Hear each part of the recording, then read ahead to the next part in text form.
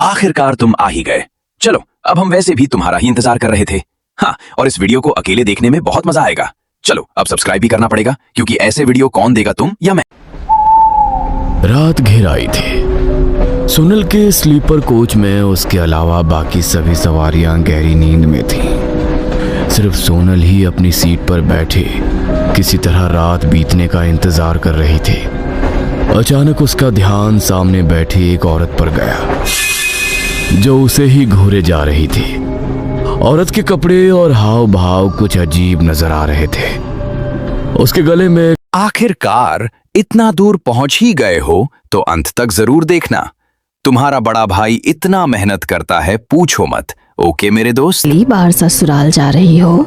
जी हाँ, लेकिन आपको कैसे पता? नींबू मिर्च साथ लाई हो? क्या? नहीं, क्यों? उससे क्या होता है? बूढ़ी औरत सोनल की तरफ झुकी और फुसफुसाते हुए बोली, नई दुल्हन पर नजर टिकी होती है उनकी। किसकी?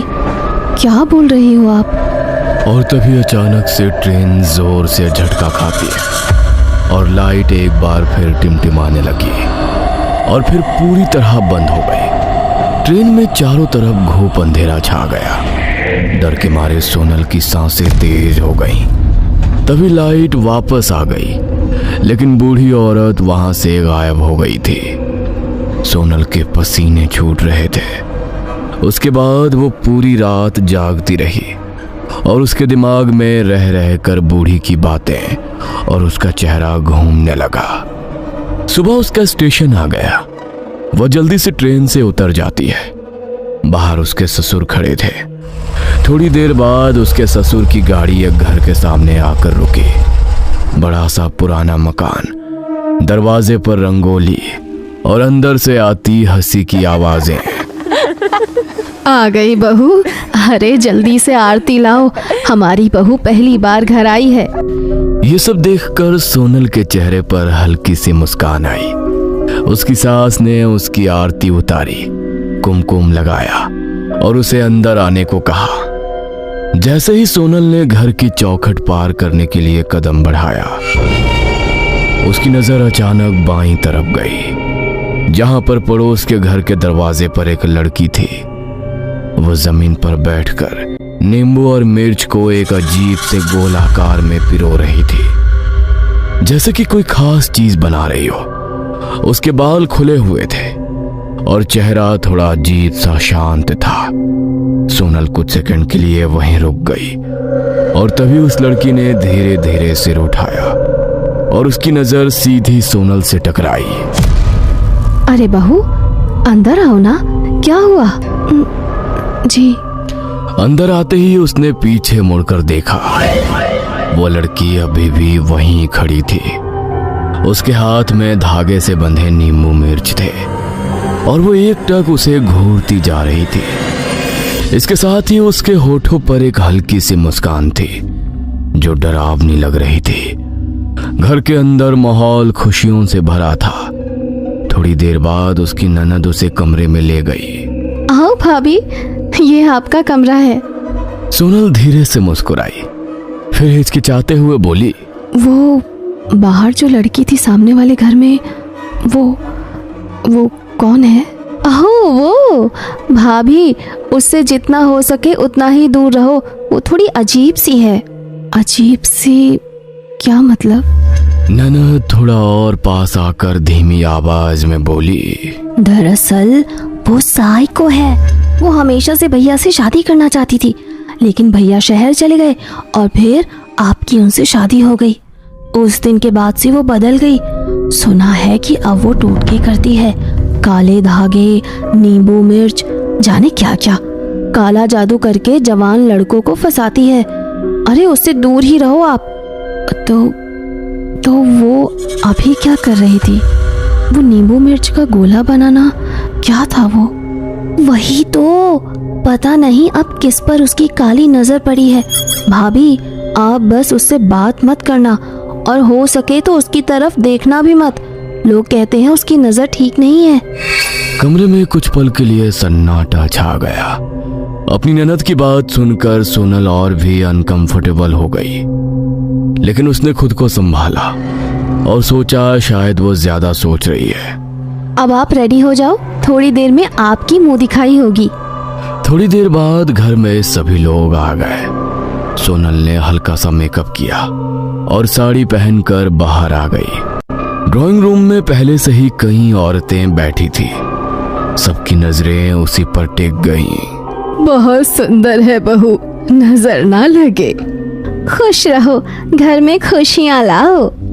तभी उसी भीड़ भाड़ में वही पड़ोस वाली लड़की अंदर आई। फिर बिना कुछ बोले सोनल के हाथ में एक छोटा सा पैकेट रखकर आनन फानन में वहां से निकल गई। कुछ देर बाद सोनल ने घूंघट से देखा कि उसकी गोद में काला सांप रखा हुआ है जो फन उठाए बैठा है। ये नजारा देखते ही सोनल डरकर चीख पड़ती है और घूंघट और आंचल खींचकर सर से उतार देती है और गोद से सांप को दूर फेंककर सांप सांप चिल्लाने लगती है। बहू, ये क्या तमाशा है? कहाँ है सांप? अभी मुंह दिखाई शुरू हुई है और तुमने अपना आंचल उतार कर फेंक दिया। मेरी साड़ी और सांप था वो, मुझे डसने वाला था। मेरा विश्वास करो आप। अरे कैसी लड़की ब्याह लाई सुजाता, मुझे तो इसका मानसिक संतुलन सही नहीं लगता। सब किस्मत का खेल है, ठीक कहती हो आप। सोनल की हालत देख उसकी ननद उसे कमरे में छोड़ देती है। भाभी रिलैक्स, 2 दिन में भैया आ जाएंगे, आप क्यों इतना नर्वस हो रही हो? लो बहू, खाना खा लो। आज तुमने ढंग से कुछ खाया भी नहीं, थकान का असर हुआ है तुम्हें। सोनल ने मुस्कुराकर थाली ले ली और जैसे ही उसने पहला कौर मुंह में डाला उसे कुछ अजीब सा लगा, जैसे कि खाने में से किसी चीज के सड़ने की बदबू आ रही हो। माँ जी ये सब्जी, ये तो कुछ ठीक नहीं लग रही है। क्या हुआ? ठीक नहीं बनी है क्या? सोनल ने तुरंत बात संभाल ली। नहीं, ठीक है। उसने जबरदस्ती पूरा खाना खाया, लेकिन हर कौर के साथ उसे वही अजीब सा एहसास होता रहा। फिर थकी हुई सोनल बिस्तर पर लेट गई और कब उसकी आंख लग गई उसे पता ही नहीं चला। रात के ठीक 3 बजे अचानक से उसकी आंख खुल गई और कमरे में गहरा सन्नाटा था। उसका गला प्यास से सूख रहा था। वो धीरे धीरे उठी और पानी लेने के लिए कमरे से बाहर निकल गई, मगर जैसे ही उसने बाहर कदम रखा उसके पैरों के नीचे ठंडा सा कुछ महसूस हुआ। ये क्या है?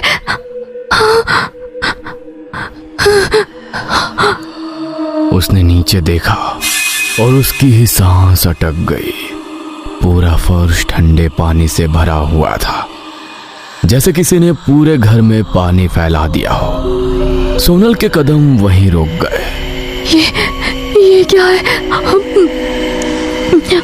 पानी।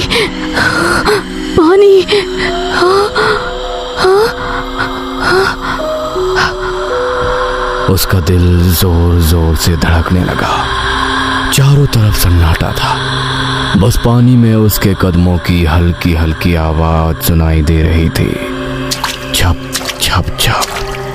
वो घबराकर पीछे मुड़ी अपने कमरे की तरफ जाने के लिए, लेकिन दरवाजा वहां था ही नहीं। थोड़ी देर पहले तक जहां उसका कमरा था वहां अब सिर्फ एक खाली दीवार थी। सोनल की आंखें फैल गईं। नहीं, ये कैसे हो सकता है? उसने इधर उधर देखा, हर तरफ वही दीवारें, वही पानी, जैसे वो किसी बंद जगह में फंस गई हो। उसकी सांसें तेज हो गई और हाथ कांपने लगे। कोई है? सुनो, मम्मी जी, मम्मी जी, मम्मी जी, मम्मी जी। उसने जोर से चिल्लाने की कोशिश की, लेकिन उसके गले से आवाज ही नहीं निकली, जैसे किसी ने उसका गला कसकर पकड़ रखा हो। सोनल ने अपना गला पकड़ लिया। उसकी आंखों में डर साफ दिख रहा था। उसका दिल इतनी जोर से धड़क रहा था जैसे कि किसी भी वक्त सीने से बाहर आ जाएगा। वो भागने लगी, लेकिन हर तरफ वही पानी, वही अंधेरा। और तभी उसके पीछे पानी में किसी के कदमों की भारी आवाज आई। छप छप छप। सोनल धीरे धीरे मुड़ी। पीछे अंधेरे में दीवार से सहारा लेकर कोई बैठा हुआ था। सोनल कांपती आवाज के साथ कौन है वहां कहते हुए उसके नजदीक आई, तो नजदीक से उस साए को देखकर उसकी सांसें अटक गईं। ऐसा लगता था कोई कंकाल नुमा शरीर जिसके बदन पर फटे पुराने कपड़े थे, पानी में बैठा हुआ है। ये नजारा देख सोनल की चीख निकल गई। तो कैसे हो? अभी तक आपने जितना देखा कैसा लगा जरूर बताना। तभी आगे की वीडियो कौन लाएगा, मैं या तुम? हाँ, मैं ही लाऊंगा।